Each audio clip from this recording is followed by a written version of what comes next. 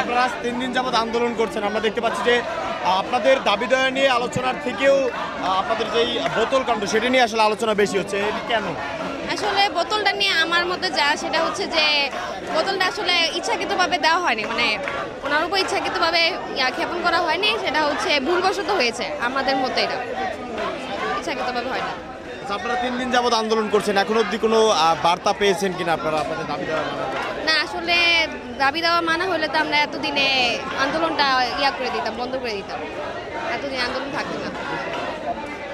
2 রাত আপনারা এখানে অবস্থান করছেন, এখনো আপনাদের দাবি দেওয়া মানা হচ্ছে না, এর পিছনে কি কারণ দেখছেন? এই আন্দোলন তো দীর্ঘদিনের, আমার মতে এই আন্দোলনটা তাদের হচ্ছে মানে নেওয়া উচিত, মানে একটা রেজাল্ট আমাদের জানানো উচিত, কারণ আমরা কতদিন আর বাইরে এইভাবে মেসে থাকবো? আমাদেরও তো হল দরকার অন্যান্য ইউনিভার্সিটির মতো, আমাদের তো এটা রাইট আছে নাকি?